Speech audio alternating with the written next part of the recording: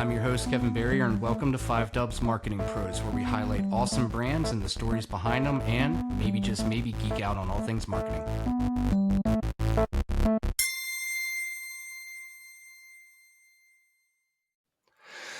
All right, let's dive in. So today we're spotlighting an innovative force in workplace safety and inclusivity.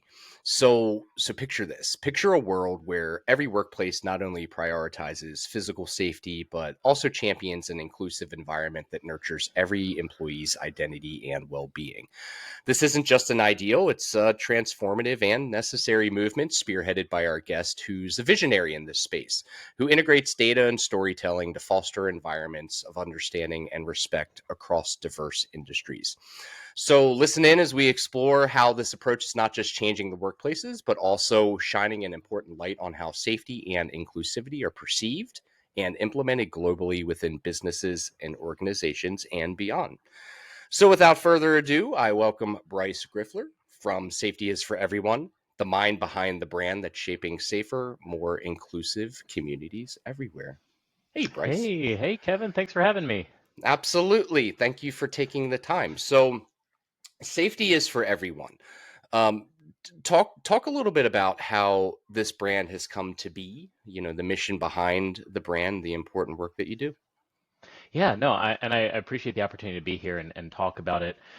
So Safety is for Everyone is really prides itself in challenging norms, but also facilitating really sometimes uncomfortable conversations, leaning into those conversations that, especially in our workforce and even more conservative workforces, know that need to be held, and leaders know they need to be talking about some of these things, some of these more warm and fuzzy things that you were just sharing. And we are that organization that's going to enable you to do that and feel more comfortable in this traditionally uncomfortable space. Because when we get a little bit uncomfortable, that's where the growth and the development and the innovation happens. But if we stay comfortable, we rest on our laurels, that's where we start to get complacent and we start to stifle innovation. So that's a bit more about what we stand for. And we offer consulting services, training services, and keynote speaking as well. So it's myself and my one business partner out in California. So really excited to share more about how we came to be and what other services we can provide. No, I'm excited. So, in learning a bit more about you, with the idea of, an employee, it's necessary for an employee, obviously, to feel safe and feel comfortable in their environment. And as I'm learning more in their work environment, all environments, and as I'm learning more about you, that that need for making sure that inclusivity and a diverse nature is included, that's really like that's a big swath of topic, I guess, for a lack of a better term. So tell me a little bit, because you and I ran into each other in Chicago, funny enough, a few weeks ago, and I got Right. to learn a little bit more about kind of who you are and what you do from the 9 to 5 standpoint. And I was able to see that those stars kind of aligned with safety is for everyone. So talk a little bit about, so let's say I'm the CEO of a company, and I'm not versed or aware that, these conversations need to be had in my Mm. workplace. Talk to me a little bit about, what businesses need to know in terms of what you have to offer. Yeah. Well, so Kevin, I think you did a fantastic job in the introduction, beginning to marry Yay. safety and diversity, equity, and inclusion. Traditionally, that where did the two align? Like, what are we getting at, right? And you can kind of force different topics together. But what I found going back, I think I had this kind of realization or epiphany, 2014, 2015 timeframe, that diversity, equity, and inclusion, and the criticality behind it and how it makes our organizations more competitive and give them an advantage is remarkably aligned with our organization's journeys in occupational health and safety, right? If I were to be speaking with you as a business leader, traditionally I could go at it from the point of safety. So whether it's something like a traditional office building or something a bit more hazardous like a manufacturing plant, a warehouse, or things like that, there's usually not pushback around safety. You often won't hear a leader outright say safety is not important here. Safety is a given. Safety, you will never hear somebody say that it's not meaningful or important to them. But when we look at the timeline, just the timeline alone of how we've matured when it comes to safety in the 60s and 70s is when we were pushing for this OSHA Act, the Occupational Safety and Health Act. And so first it was, we have to be compliant, and then it became more this was just the right thing to do. And then people started to realize it was good for business. As we progressed through the 2000s and then beyond, it was, we could actually aspire for world class and continuously improve. And if you look at the timeline for diversity, equity, inclusion, and you look at the civil rights movement, which is in the 60s and 70s, and then it was trying to stay compliant, and then can't we all just get along, and then it's the right thing to do, and then as we head to the 2000s, it was good for business, and then we look at world class, and all of a sudden they're unbelievably aligned. And so where we see that divergence, right? So I can absolutely talk about safety and get folks on board. But where we see the divergence, despite having data to support the importance of both, is when it talks to how, or when we get to how it actually exists in the workforce. So in our workplaces, especially the more hazardous environments, when we're talking about labor-intensive jobs, and I mentioned, manufacturing or warehousing, or you're out in the field, utilities, oil and gas. You may have something called toolbox talks or safety stand-ups, and you'll have these as frequently as every day or every shift. And that's not groundbreaking. It's not groundbreaking because safety always needs to be top of mind, and safety always needs to be top of mind, not just because the law tells us to do it, but because it's the right thing to do, because it's good for business. And so we want people to go home just the same way they came to work. And so we talk about safety. We keep it top of mind. We encourage people to raise their hand and stop a process and come forward and say, this process is unacceptable. And here's why. And here's my proposal for how we improve it. And we love that. We celebrate it. We embrace it. And so now it's normalized. That's the term we used. It's become normalized. We haven't quite cracked the nut yet when it comes to normalizing discussion of inclusion. If I come and talk about my aspects of diversity, and there's so many aspects when it's race, religion, gender, sexual orientation, veteran status, disability status, upbringing, culture, background, coming in and having intentional conversations about those things still feels a bit strange because we haven't normalized it yet. And so that's the gap, the opportunity I saw is the two are so closely aligned, but that one piece where we haven't normalized it yet, that's what we're trailblazing here is normalizing those conversations. And why do you think that is? Why do you think that there's this discomfort in or just general uncomfortability not yet being normalized and having conversations about DEI? Why do you think that is? Yeah, I think it's a fair question, especially because we have data to show that if we have a safer work culture and we hurt fewer people, it's a very strange thing for me to say, but that's my vernacular. If we hurt fewer people, we will have better production. We'll see our numbers, our straight business numbers, our bottom line improve, and we have the same data for better, more inclusive workforces. So your question is, if we have the data to suggest, right, hard empirical fact to suggest supporting both will drive better employee engagement, reduce insurance premiums, and will result in more innovative products and improve our bottom line, what is the disconnect? And I would contend a big part of it is something called bias.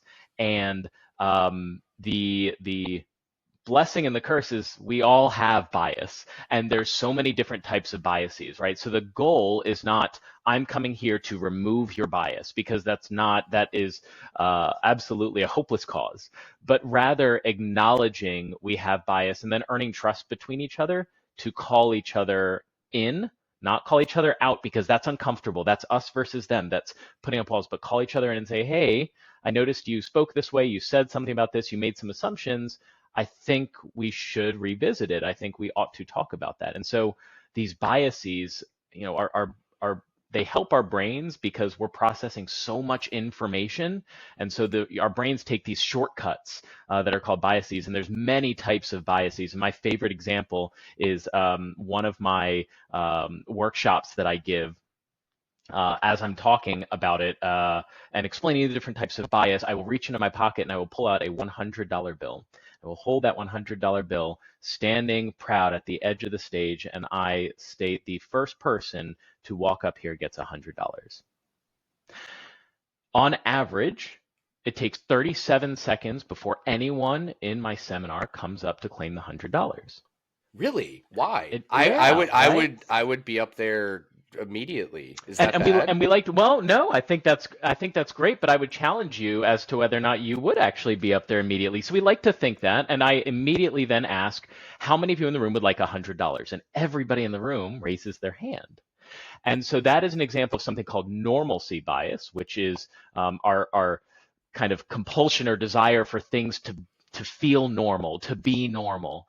And I'm going to guess, Kevin, you've never sat in a room where somebody walked in front of you and said, here's $100. I could see myself perhaps hesitating and watching to see what others do. So maybe perhaps I'm seeing where you're going. I feel like, I would totally do that. But then it's fascinating. And we feel the same way in safety, right? Oh my gosh, if I saw that fire, I would grab that fire extinguisher and put it out myself. We say that, right? But the human brain responds in such unbelievable and oftentimes unpredictable ways. We're getting more and more data that allows us to predict human behavior, but we still haven't quite cracked the nut, especially when it comes to experiences that individual has not experienced before. And so our brains come up with these excuses. And so my favorite one, I typically ask the audience what happened and why they chose to not come up and claim the $100. And I get some reasonable examples or reasonable justifications. I didn't come up because I thought I wouldn't make it in time. I didn't come up because I thought you were going to make me dance or go do something silly. One of my favorite is I thought you were going to light it on fire. And that's a fantastic demonstration of our brains will come up with what you and I here are talking about and laughing about it, the most outlandish justifications, but it's to obsess over the fact that I want it to be normal, and I think it's more likely that he will light a $100 bill on fire than he will to hand out $100. So I think these biases get in the way of us with our upbringing, our background. They form what we call our lens and how we see the world. And that can get in the way of us wanting to lean into conversations with others on how they see the world. Because how they see the world is their reality and their truth. How we see the world is our reality and our truth.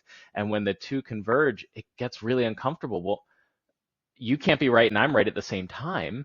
And that's where we just go, you know what, to protect myself, I'm just going to stop this conversation altogether. I think that's the blocker we see on normalizing these inclusive conversations.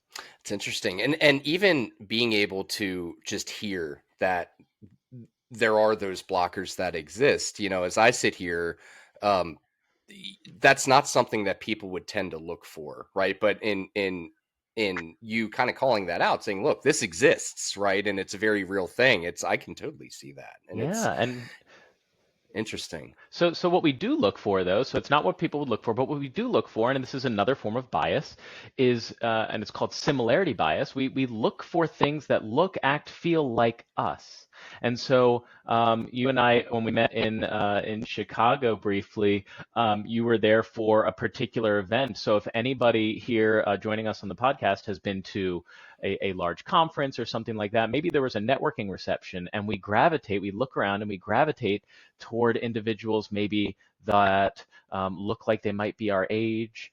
Maybe they somehow look like, maybe we see what company they work for and we can relate to that company. And so we look for the people that we think are going to be the most comfortable. And it's a little bit of a form of self-protection, but it's also that bias. And so think about all the other people in that networking reception that you will never get to hear from, and you will never learn what innovative thoughts they had, because we kind of gravitate towards that similarity, right? And I it's totally did that. yeah, it's I went to who I knew, because sure, conference it's had a like comfortable. a networking mixer. I'm like, oh, I know him and her. I'm going to go Yep, over there. I'm going to have a conversation with them, and I tend to gravitate and yep, stay, in that area. And sure. I may move out a little bit. Wow, that's interesting. I Well, so let me, never but I think it's really important now to reiterate, this does not make you or anybody else who's done this a bad person. sure. It 100%. This is what our brains do to help protect us. I mean, there's a lot that goes on behind the scenes, right? And so I'm a former engineer, and I am fascinated by the study of how how humans interact with complex systems. It's called cognitive engineering, and so that type of behavior doesn't make you a bad person. The fact that you just, first of all, identify it in yourself, and then second of all, openly acknowledged it, is an unbelievable step, because you said it out loud. The next time you are in that situation, you are far more likely to take just a moment to make a slightly different decision about who you're going to engage with, just because you admitted it out loud here on this podcast. So that's huge. Even with it's something as beautifully simplistic as, when you go to what you're comfortable and familiar with, seeing the limitations of, look what you could potentially miss, and not talking to someone that you've never spoken to before, what you could learn from them, Sure. or understand like where, like kind of where their ether resides. I've never thought of it in that way. And it's so beautifully simplistic to think about it in that way, and just opening up. And I think with diversity, equity, and inclusion, it's, do you feel like, because those conversations um it may feel uncomfortable, do you feel like that uncomfortability is starting to relax a little bit? Because it sounds like, you mentioned that, this world by and large kind of follows how just society evolves, right? So back in the 60s, 70s, Mm, like workplace, like safety, it was like, okay, it's kind of a mandated thing. Excuse me, we have to do it. Then it's kind of like, well, this is just the right thing, that like it's the right thing to do. As society evolves, do you feel like that the DEI aspect of what you do is maybe evolving, or I don't want to say become easier to have a conversation, sure. but Yeah. Kevin, I wish I could say yes. I wish I could immediately tell you yes. And unfortunately, I don't feel that I can. okay. So I think what we're seeing right now is a little bit of a couple steps in the wrong direction as of late. And so we look at several states that have now outlawed or banned any sort of diversity, equity, inclusion education in their public education system. And so, you'll hear charged language, like using the term woke as a bit of a weapon, weaponizing the term woke and wokeness and things like that. And so the good news is, kind of the core of your question, is it getting a bit easier? The tools and resources, if you are a leader, and we can have leaders in our organizations, not necessarily managers. You can be a leader and not have direct reports. If you are a leader who is interested in being better, doing better for your people, getting more involved, getting more brilliant minds, not just in the room, but as Sheryl Sandberg would say, at the actual table, at the conference room table. The tools and resources now that are available are unbelievable. We didn't have these. The tools that guide dialogues for you to have with your teams, right? You might say, I know I need to have this conversation, but it's a little uncomfortable. I'm not in a place to go and hire safeties for everyone to come out and help me do it. There's so many resources that say, okay, you as a leader, here's your guide, here's your script, here's the questions you ask the question, and then be quiet and let people talk. And so those are plentiful at this stage. So in that sense, yes, I think it's a bit easier to normalize the conversation. In the same token, though, we're seeing a lot of walls go up around actively resisting some of these conversations and dialogues, whether they're in our schools or even in our workplaces. So it's an interesting time right now. You see from both ends, yes, we're embracing it, and we need to stop talking about it. But it's only going to empower me even more. Sure. No, that's it, the world feels polarized right now. That's a good word. Yeah. Very two ends of the spectrum without much walk towards the middle in a lot of areas. So I want to back up for a second. So safety is for everyone. So because I love the brand because it's again I love things that have like this beautiful simplicity to it, right? It's when a brand speaks exactly what it is.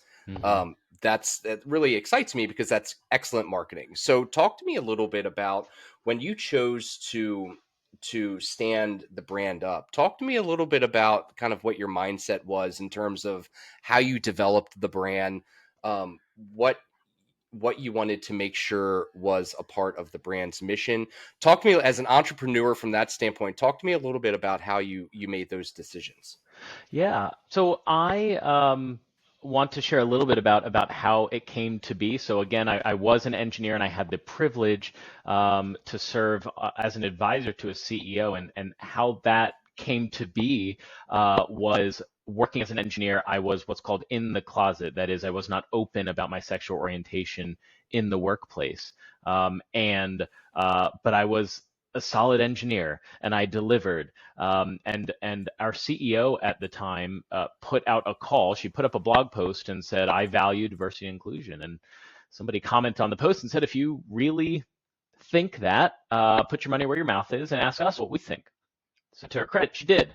She put out a call for volunteers, for advisors, and I was in such a place of apathy that I put my name forward to sit as an advisor on diversity and inclusion, which I had no business doing. But it was just that much of just kind of I won't say a dark place, just static and stagnant. And so I was selected out of 352 individuals who applied across this company of 38,000. And I was selected to be one of 12 advisors to the CEO. And so during that time, I was privileged to be able to speak with her direct reports. She had a development program for her direct reports. And one of the things we were tasked to do was really gather data and present and demonstrate why diversity and inclusion, equity wasn't really touched on at the time, is important for our competitive advantage. And I remember standing in front after having proudly delivered as a young 20-something engineer. I proudly delivered my talk and I was all finished. I had PowerPoint, combination of a couple flip charts, standing there all finished. And a woman of color stepped up and she looked me square in the eye and then down and then back up and said, "Why are you talking about the importance of diversity and inclusion?" And I knew in that moment what she was getting at was, you are a white man, stand down.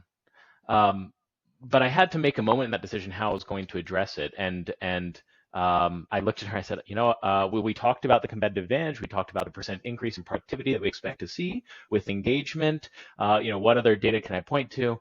And she just looked at me again and repeated her question. So I was unwilling to back down, but that was the first signal to me that there was work to do, and that if I don't do it, I can't hope and rely on somebody else to do it right now. And so that was kind of my initial foray into this space, and recognizing that if I do my research and speak about it passionately, I can have these dialogues, right? I didn't change her mind. I didn't convince her of anything, but I started a dialogue, which is, I mean, that's huge. That's where the change starts to happen, is with these dialogues. So, there was a lot that transpired between then and maybe the, I'll say, late 2010s, where I had the opportunity a couple times to speak at a couple of different conferences. And one gentleman came up, saw me speak, and said, "I think we can present." At this point, I had moved from engineering into safety, occupational health and safety. "I think we can present on LGBTQ, that is lesbian, gay, bisexual, transgender, queer questioning, and beyond, and how it relates to occupational health and safety." And so we did a lot of research and put together a fairly cohesive presentation and delivered a seminar at a conference in somewhere in the US. I apologize, I don't remember exactly where it was. And the reception to this was overwhelmingly positive, which feels good. And at this point, it's just myself and this guy named Bill. And so we have a lot of people coming up. Oh my gosh, I've learned so much. We titled it Everything You're Too Afraid to Ask, LGBTQ in the Safety Profession, right? And right there, that makes it approachable. That's the goal here, is to make this uneasy conversation approachable. And the title of the presentation was Everything You're Too Afraid to Ask. You could submit anonymous questions during the presentation, not feel guilty about not knowing. As you might imagine, from there, we were getting requests all the time for webinars and seminars and all these things, because people weren't talking about this very niche space, but also it was free. And so after doing it for a while, the spark started to fizzle out a little bit, because it's like, I'm doing so much of this and I enjoy it, but it feels like my value is being diminished because I'm doing it for free. And so that was the moment Bill and I decided to start this company. And the safety is for everyone, I think, is going back to that approachability. That is so critical. If it's not approachable for individuals who already know they're going to be uncomfortable with some of the conversation, they'll shut down, they'll choose not to attend that workshop, they'll choose to take a business call during that keynote. And so the title of the company, the name of the company, Safety is for Everyone, is so simple in the sense that you can't deny that safety, whether we're talking about the safety of your workplace, whether we're talking about psychological safety to raise concerns that are going to stop a process, whether we're talking about the identity safety to be yourself in the workplace, safety is for everyone. It's not a privilege. Safety is a right that everyone has, whether it's in the workplace, in your community. It absolutely is for everyone. And so that's the goal behind it, is everything we do is about making it approachable, digestible, understandable, rather than us versus them, that polarizing culture that you talked about. Wow. And so it sounds like so for me, I'm a marketing geek. I love to see, like, well, how do brands grow? And it sounds like your brand really grew just by you by you taking on these opportunities to speak, by spreading the word, just kind of doing your thing, and it spreads like wildfire. And I think that shows, like you said, I think that shows the need in the information and education that you have to offer. Now, you mentioned this all kind of started because the CEO, I think you said, was the CEO of the company that you were working for while you were an engineer at the time, recognized that this conversation needed to be had, and they put a call out. So is that kind of that sounds like that's the start, right? If a CEO is listening to this podcast, and recognizes, okay, this is a conversation that's yet to be had in my workplace, at least in this kind of way, what is a good first step for a CEO that knows that this needs to be a topic of conversation, but doesn't maybe know how to begin? What would your recommendation be? So as somebody who is not a CEO myself, I would imagine that as a CEO, there's a lot of pressure to always have the answer and always be right. That's just a guess.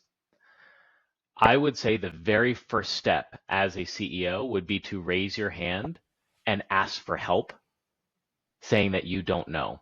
So find that person who's on your staff. Find that person that you see who posts a lot on LinkedIn. Find that one person and be vulnerable, which I have to imagine as a CEO can be extremely challenging because there's so many expectations. Be vulnerable, say, I don't know what's missing, but I know not everything is right and there's work to be done. I need help. That is the very first step. If you're at that level, if you were to ask me, if you're an individual contributor or a manager, what's your first step? I'd give you a different answer, Kevin. But if you're a CEO, your very first step, I'm not going to tell you turn around and go hire a diversity, equity, inclusion officer. stop for a moment, find that one trusted confidant that you feel like knows at least a little bit. And because guess what? If they don't know, hopefully you have the trust for them to turn around and say, I don't know, but maybe we should go ask Judy, right? Like we could go find out, but that very first critical step is raising your hand and saying, I know something needs to be done, but I don't know what it is. Let's get help. Yeah, and I think as you were sharing the story from your CEO doing that, like I give so much respect to how they approached that. The way they chose to approach it Right. is to be vulnerable, and I think that gains so much respect from those that work for you as a CEO, and I think that would band around. Now you mentioned that if it were a manager, perhaps a human resource director, or someone that maybe perhaps more in this space, you said you would give a different answer. What would that answer be if you're not a CEO, but you recognize maybe it's a part of your job to understand this, but holistically there's so much more in that job. Maybe you feel like there's not enough time in the day, whatever the case may be. And maybe I'm just spinning up excuses, but what would you say? How would that answer be different? Yeah, and to be clear, it was never and continues to never be part of my job, my day job, right? And yet I continue to do things at my day job that supports this and really drives inclusion. And so my answer to that, and I'm going to shamelessly steal from the United Nations, but it was now 12 years ago when they released this campaign, so I feel comfortable shamelessly plugging it. So the UN had a campaign called "Do One Thing for Diversity." Do one thing for diversity. And that would be my suggestion, is one thing, because that's all it starts with, is one thing. So for that individual contributor, and it'll be probably commensurate with their comfort level, but also their level in the organization, to pick the one thing. So maybe for the individual contributor, it's adding your pronouns to your email signature. Maybe for the individual contributor, it is attending a Women's History Month webinar when you identify and express as a cisgender male. Maybe if you are an HR director, your do one thing for diversity is you help organize a Black History Month cultural celebration event and you don't identify as Black.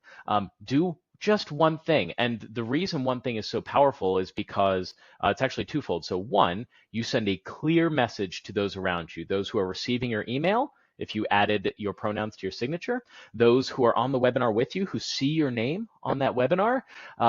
So that's the first benefit of doing the one thing. The second one is, if you're still unsure and uneasy about it, when you're doing just one thing, there's going to be an end to it. And so it's discrete. There's a start and a stop to it. And you can know, like, this is making me really uncomfortable. It's like, it'll be over soon, and you can find something else to do, right? Another one thing to just do. So I would contend that is the most powerful thing you can do, is just pick one that you are comfortable with. Maybe you saw somebody else do it and you want to tag on. That's okay. There's no shame in, well, I saw they have an LGBTQ pride flag. I think I want to put one on my desk too. Absolutely. Fantastic. That is one first step. And so what's your next one thing going to be? And I think that's so manageable, right? Because I would suspect that those in those positions may think like, okay, well, I need to create a committee and I have to pull a bunch of people together, and I have to do A, B, C, X, Y, and Z. So and daunting. Okay, so daunting, right? But it's so simple or manageable and simple to do one thing and then do the next thing and the next, and they all compound. I think that's great. And I would imagine, so safetyisforeveryone.com has some resources. So talk to me a little bit about the resources that those that are that recognize that this is a space that they need to have conversations in. Safetyisforeveryone.com. Talk to me about some resources that exist or that you can provide to get people started.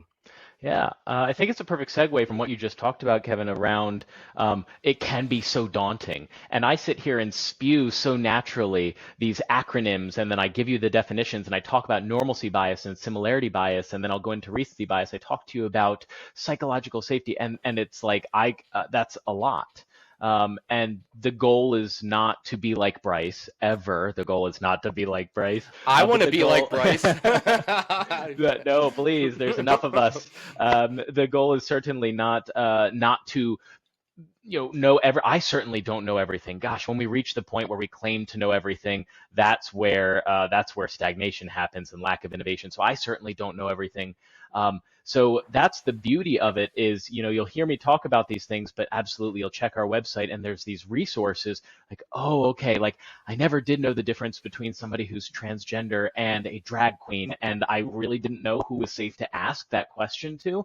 And now there's these resources that I can take the initiative to go and learn and see some of the definitions, or I'll keep leaning back on LGBTQ plus examples. That's where a lot of our resources were initially built out. But if you're in an HR capacity at your organization, it's why is it so important that we talk about it? Well, policies need to be inclusive, right? I had a conversation about why do we call them a pregnant person versus a pregnant mother? Why does it matter? Or why do we talk about something being carcinogenic to organs? Why don't we just say it's carcinogenic to women and therefore you need a respirator? And it's like, there's things at play that if somebody has transitioned and they are what's called presenting as male gender, but you don't know that they have not fully transitioned all physiological aspects of their body, at least in the safety world, and when it comes to policies and training, that's still dangerous to what were the female sex organs, right? Sex and gender are different, for example. So all of these things you certainly get in our seminars and our training, but it also starts to shed light on like, oh, okay, that makes sense. Maybe I won't, maybe I have a better understanding as to why that one employee said, no, I don't want to go on business travel to this country because this country is not accepting or safe for me to go to. So absolutely, those resources kind of whet the appetite. Oh, wow. I've never thought of someone having uncomfortability because another country isn't as accepting. Wow, that's so major. That's such a major thing that I've never thought of. I mean, we don't go around saying, hi, my name is Bryce and I'm gay, right? Like that's not how we introduce ourselves. Sure. But what we have to think about is if that individual has a photo of their partner, for example, that they are legally married to in their home country, they go to check in at the hotel and they get a text message and the background on their phone is their partner and that phone lights up and the front desk sees that. You might be in a country that is legally reported to or legally obligated to report you, or it's otherwise illegal for you to be there, or that was considered a sign of public affection. And so as an HR professional or any other leader in your organization, a lot of those resources on safetyisforeveryone.com, you'll see start to kind of pique interest, and that's where you may choose what targeted area, whether it's around authenticity, vulnerability, psychological safety, or if it's around more HR targeted specific areas around LGBTQ or other capacities of DEI, you want to get some training in for your leaders or have a keynote speaker speak on that matter. Wow. Okay. So, and now I think I know the answer to this question, but are there some industries that would benefit having these conversations more than others? Or because I feel like this is a conversation for no matter what industry, if there are employees working for a business, this matters. But is there more to it than my probably oversimplification, or what are your thoughts on that? Yeah, so I think it differs, and the conversation that needs to be had in different types of organizations is different. So if you are at a more conservative organization, so maybe that's related to your geographic location in the US or beyond, or a more conservative organization in that your company has been around for a long time, more conservative organization in the product or service that you deliver generally tends to be toward a more conservative crowd.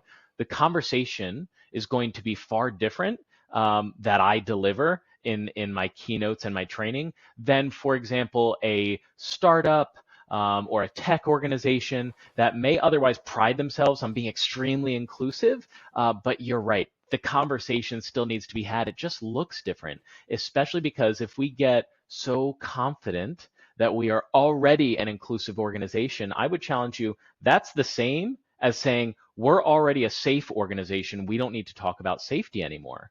And when you go to that shipyard that's flying a safety flag about number of safe hours worked or something like that, and you find somebody say, look, we got the flag, we're safe enough, we don't need to talk about safety anymore, that's when an injury is going to happen, right? So it is a constant conversation, whether it's around safety or diversity, equity, inclusion. The conversation absolutely needs to keep going. It's a journey. There's not an end point in sight. It's a constant journey. So, and so talk to me a little bit about, so for those that may be listening to this that don't feel comfortable in their workspace because they don't feel, based on who they are, they don't feel like they're included, or, it just, there isn't DEI within within their organization. What advice would you give to them to help to help remedy, to help, uh, call it out, uh, push the conversation forward? What would you tell to employees that? Yeah. I would say first and foremost, and I've fallen into this trap before, which is why it's the first thing I'm going to say. First and foremost, the goal is not to change the other people. As tempting as it may be, right? That clown over there, he hates that I do this, and he doesn't like diversity and inclusion, and he's all about, how things used to be.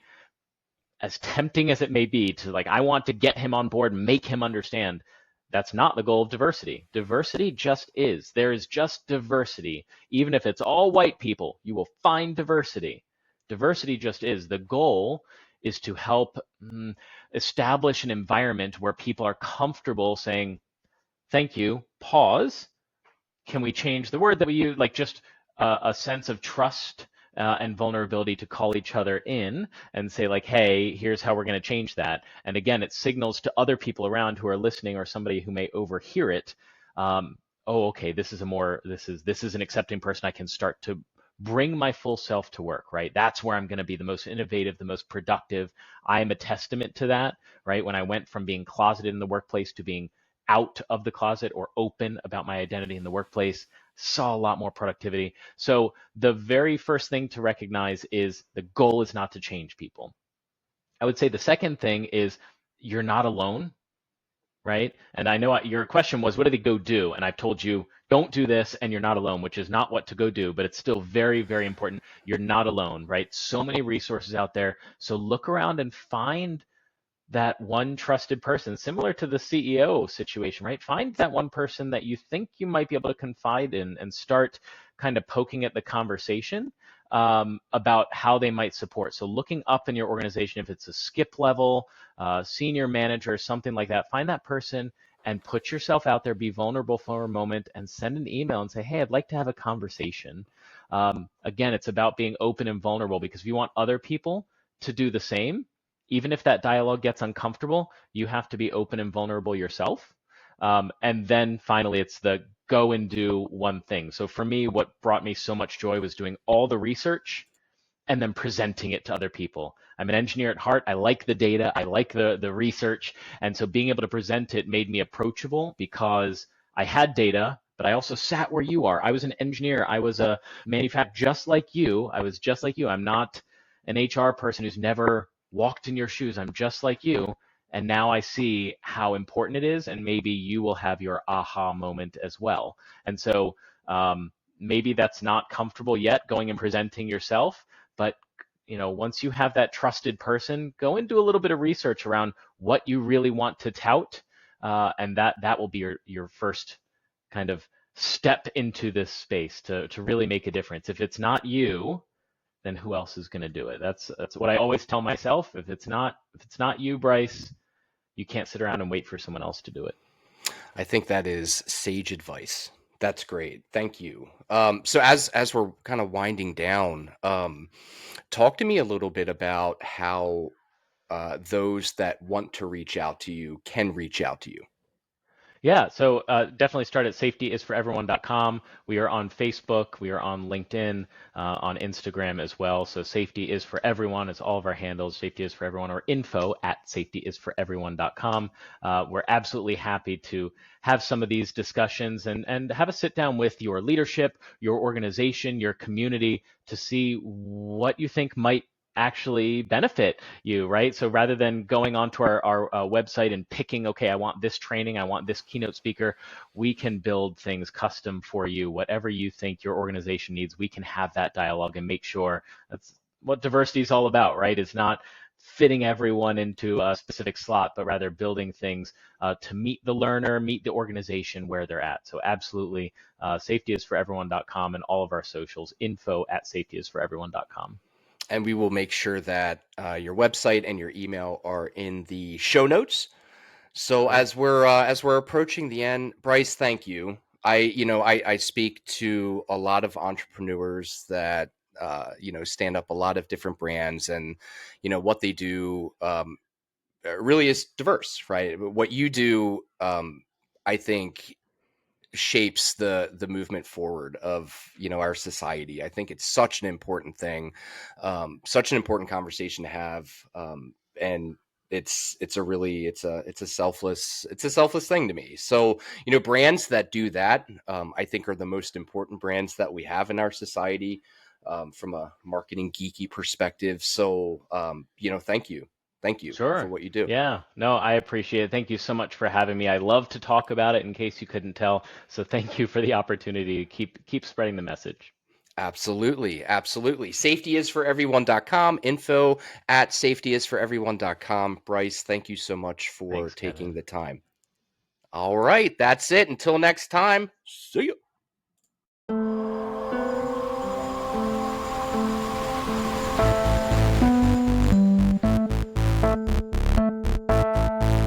Five Dubs Marketing Pros is hosted by me, Kevin Berrier. Our executive producer is MDDC Executive Director Rebecca Snyder.